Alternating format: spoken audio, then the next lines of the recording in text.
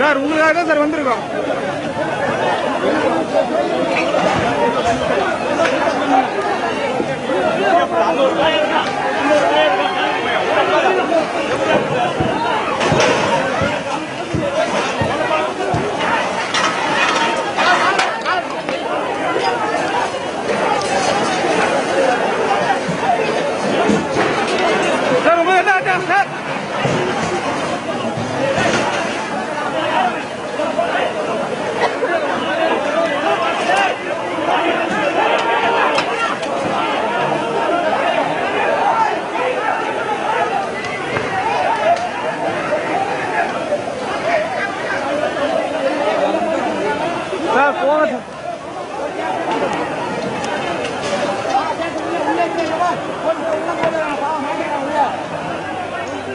తమిళనాడులో జల్లికట్టు కోసం ఆందోళనలు ఉధృతంగా కొనసాగుతున్నాయి. చెన్నైలోని ఐస్ హౌస్ పోలీస్ స్టేషన్ సమీపంలో వాహనాలకు నిప్పు పెట్టారు నిరసనకారులు. దీంతో అక్కడ పరిస్థితి ఉద్రిక్తంగా మారింది.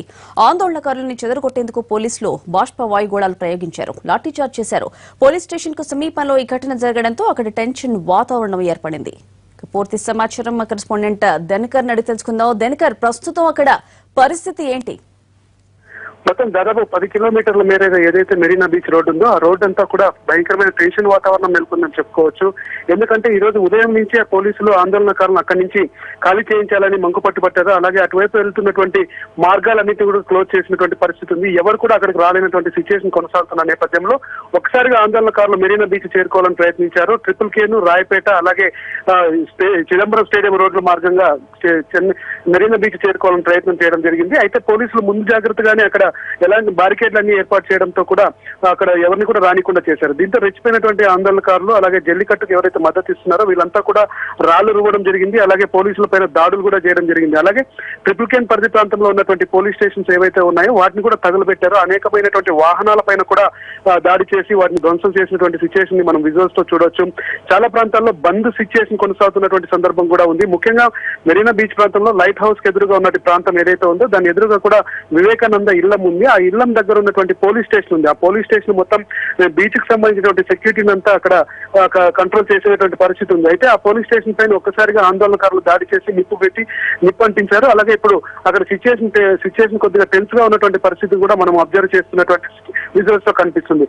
ఇక్కడే కాదు, చాలా ప్రాంతాల్లో తమిళనాడు వ్యాప్తంగా ప్రభుత్వం ఆర్డినెన్స్ తీసుకొని వస్తానన్నా కానీ కూడా దీనిపైన ఎవరు కూడా ఆందోళనకారులు విరమించినటువంటి సిచ్యువేషన్ తమిళనాడులో నెలకొంది. ఇందుకోసం ప్రత్యేకంగా సమావేశమైనటువంటి అసెంబ్లీ కూడా ఇప్పుడే ముగిసింది. అసెంబ్లీలో తీసుకున్నటువంటి నిర్ణయం ఈ నెల ఫిబ్రవరి 1వ తారీఖున అలంగానల్లూరులో ప్రభుత్వమే జల్లికట్టును ఏర్పాటు చేస్తుందని చెప్పి కూడా ఒక తీర్మానం పాస్ చేశారు. అయితే దీన్ని కూడా ప్రతిపక్షాలు విమర్శించడం జరిగింది. నిరసనగా వాకౌట్ కూడా చేయడం జరిగింది. డిఎంకేతో పాటు కాంగ్రెస్ పార్టీకి సంబంధించినటువంటి నేతలంతా కూడా అసెంబ్లీ నుంచి బయటకు వచ్చారు. ప్రభుత్వం ఒక శాశ్వతమైనటువంటి పరిష్కారాన్ని కనుక్కోకుండా కేవలం తాత్కాలికంగా జల్లికట్టుకు సంబంధించినటువంటి ఏర్పాట్లు చేస్తామని చెప్పడం అది నచ్చలేదు. దీంతోనే ఆందోళనకారులు కూడా మద్దతిస్తున్నామని చెప్పి కూడా పార్టీ అక్కడ ఉన్నటువంటి నాయకులంతా కూడా బయటికి రావడం జరిగింది. మెరీనా బీచ్ మొత్తం ప్రాంతం ఏదైతే ఉందో సెక్రటేరియట్ నుంచి దాదాపు 10 కిలోమీటర్ల ప్రాంతం ఏదైతే ఉందో ఆ ప్రాంతం అంతా కూడా కర్ఫ్యూతో పాటు 144 సెక్షన్ విధించినా కానీ అక్కడ చాలా మంది ఆందోళనకారులను ఇక్కడ నుంచి అరెస్ట్ చేసి తీసుకెళ్తున్నా కూడా ఇంకా టెన్షన్ కొనసాగుతున్నటువంటి పరిస్థితి ఉంది.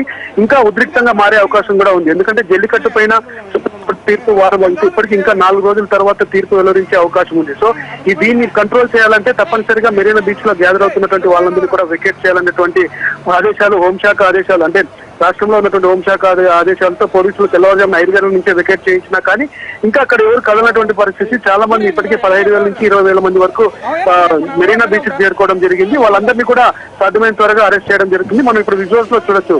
ఏదైతే పోలీస్ స్టేషన్ ఉందో దానికి సంబంధించి కూడా నిప్పు పెట్టడంతో దాన్ని ఆర్పే ప్రయత్నంలో ఫైర్ ఇంజిన్ అధికారులు కూడా ఉన్నారు. ఆ చుట్టుపక్కల ఉన్నటువంటి పోలీస్ వాహనాలు ప్రభుత్వానికి సంబంధించిన వాహనాలే టార్గెట్ గా జరుగుతున్నాయి. పబ్లిక్ కూడా ఎవరు రావద్దని చెప్పి కూడా ఆదేశాలు జారీ చేసిన నేపథ్యంలో అటువైపు పబ్లిక్ లేదు. ఎక్కువగా ప్రభుత్వానికి సంబంధించినటువంటి ఆఫీసులు ఆ 10 కిలోమీటర్ల మేర ఉన్నాయి. వాటన్నింటినీ కూడా ఆందోళనకారులు ధ్వంసం చేసి నిప్పు పెట్టుతున్నటువంటి సిచ్యువేషన్ కొనసాగుతూనే ఉంది.